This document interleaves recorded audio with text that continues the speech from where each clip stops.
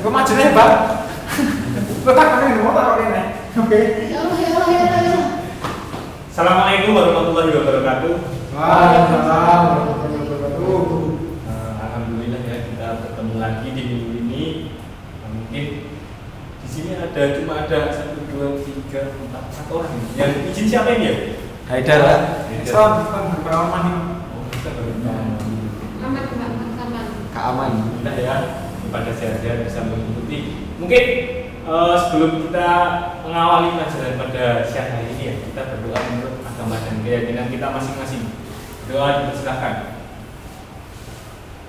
Doa cukup. Mungkin minggu kemarin masih ada yang ingat ketika bertemu saya kita membahas apa? Garis gambar. Bagus, Mahira.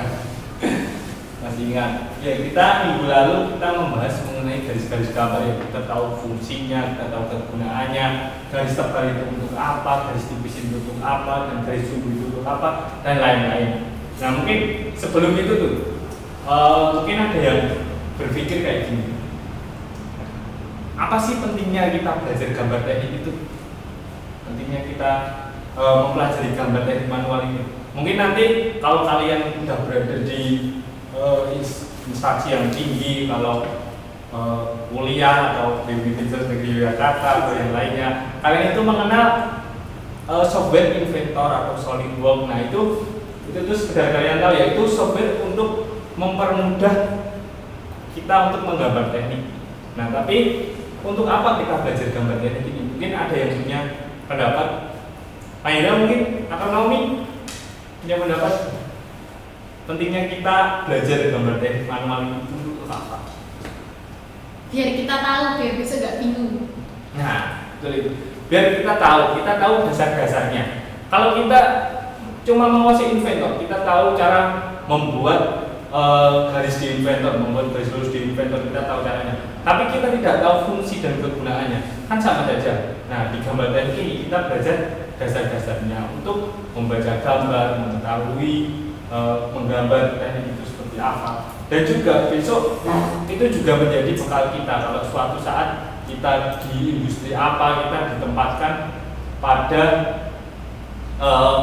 daerah yang pelosok atau apa.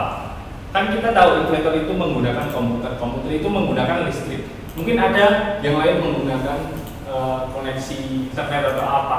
Nah, kalau kita bisa mengetahui dengan baik gambar teknik ini, kita tidak akan terkendala oleh hal itu karena kita bisa menggambarnya manual.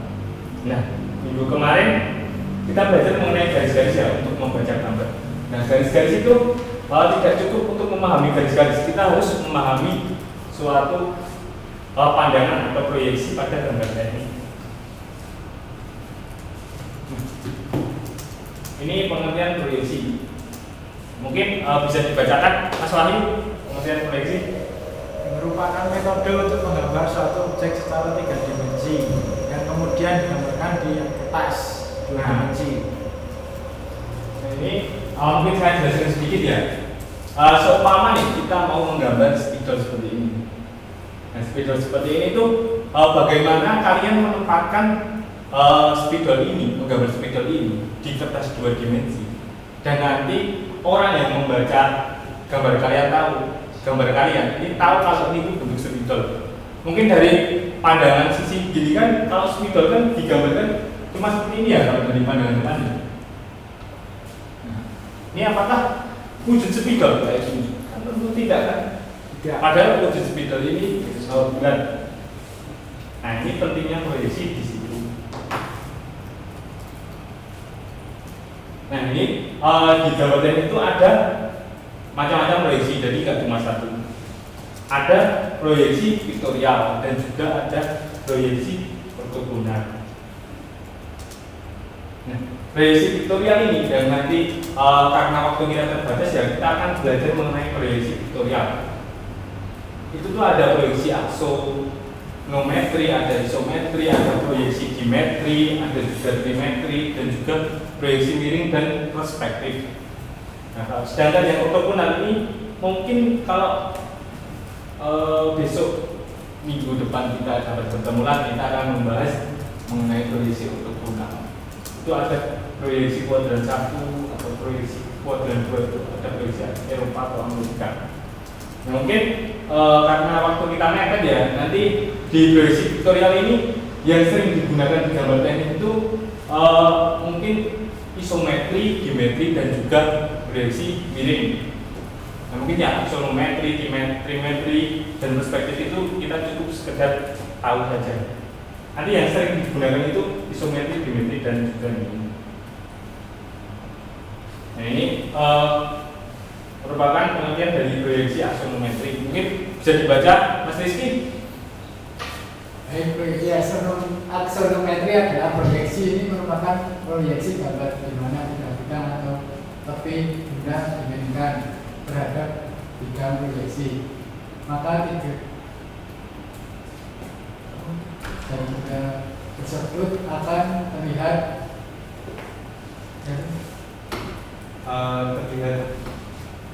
terlihat itu tiga bidangnya.